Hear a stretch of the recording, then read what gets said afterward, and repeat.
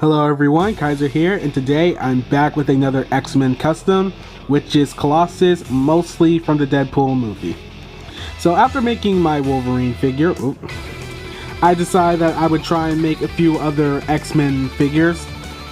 And I decided to start with Colossus, and as you can see, it's based off how he looked from the Deadpool movie, which is probably my favorite version of that. Mostly because of how he interacts with Deadpool, but yeah. When I think about Colossus, or just me in general, I didn't know he was Russian.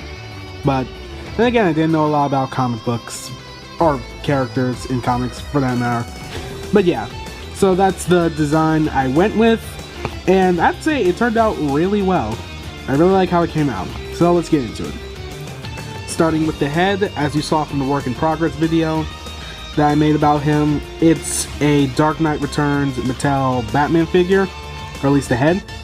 And I chose this since I think, at least for me, it had the most accurate face I could get to Colossus out of all the fodder pieces that I have.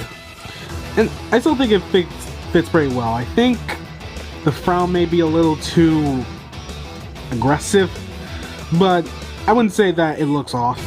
So yeah, excuse me. All I really did for the head was cut off the ears and sculpted the hair on, which honestly I think I did a really good job of. And I also sculpted the ears. They aren't really detailed, but they serve their purpose as being ears. Another thing about me that I didn't know about Colossus is I always wondered how he would see, since the armor is like organic metal armor obviously covers his eyes. So yeah, again, just me. For the torso, at least, it was really simple to do. All I really did was sculpt over it to make it look like his uniform, so you don't really see any of the muscles on the torso. But I still like how it came out. For the tiny little details, all I did was sculpt into them, and then painted them with the sculpting tool I actually use, and sometimes a toothpick. Then I just painted the parts here, and I also did the back. It was really hard for me to find like a picture of the back since you don't really see it much. So yeah. And for the arms, which were probably the most complicated part of this figure, since he does have like little indentations, I think that's how you say it, in the arms, I wasn't sure how I was gonna do that. I honestly thought that like I was gonna have to like paint them silver and then paint, or at least draw the lines on. But since I didn't do that, what I did do was I used the Dremel, and I used the Dremel cutting tool and carefully cut into the figure enough to get the details in. I didn't do that good of a job, as you can see, or at least I think you can see. I didn't go all the way around, so there are still bits and pieces of the arms that aren't connected. But for the most part, I think I did pretty well on it. I still like how it came out. And for him being silver, as you saw again in the work in progress video, all I really did was spray paint it silver. And I think it turned out pretty well. The belt's pretty simple. I just used some tape and made the little X-Men logo there. The legs again are pretty simple. They're mostly just painted black, a little bit of silver on the knee, a little bit of silver dry brushing on the boots. But I did add these pockets. I'm not sure if he actually had pockets on his costume, but I still think they look pretty well. I don't think it deviates that much. So yeah, now going into articulation. The head can move side to side, pretty much all the way around. He does have a little bit of a head pivot, and he can go up and down a little bit.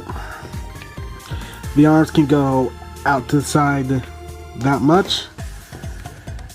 They can go in a full 360. And once again, it does have a bicep swivel, single jointed elbow, a wrist swivel, and there we go, a wrist hinge. He does have, let me move his arm. He does have a ab crunch, go in that far, and can go back that far. He does have a waist swivel. His legs can go out that much, and they can't really go back. They can't kick out to the side. He does have, there we go. It's really stiff. But as you can see, he does have a thigh swivel. He has double jointed knees and a ankle swivel, and it can move up and down. Now that I realize it, the articulation on this Colossus is actually kind of similar to the one on the actual Marvel Select Colossus. The only difference about this Colossus is that this one in the Marvel Select is that since it's a WWE figure, it stands a little bit closer to Colossus' height, almost exactly 7.5 inches from what I measured. So let's compare it to some other figures, starting with a little bit of a taller figure. Here he is standing next to my custom She-Hulk, if she will stand. There we go. And I think this works pretty well because, as we know, She-Hulk's in Hulk form, She-Hulk in Hulk form stands around 6.7 inches. So I think this works pretty well. She's pretty tall. Well, no, she's tall compared to him, but not too tall. Let's see if he can get in. There we go. Here he is standing next to my 6-inch Spider-Man. And you can see that he stands pretty well with him too, even though now I realize that these two are kind of the same height. I know I said that before, but yeah. And if he's not too short, here he is standing next to my custom Wolverine. And I say this works pretty well for showing off the scale of how small Wolverine looks compared to Colossus. But yeah, I hope you guys enjoyed the video. I really liked how this Colossus turned out, and once again, I'll be making another X-Men figure later on. I'll probably be working on that sometime this week. So yeah, thank you guys for watching. Be sure to go check out my other videos here, and I'll see you guys next time. Peace.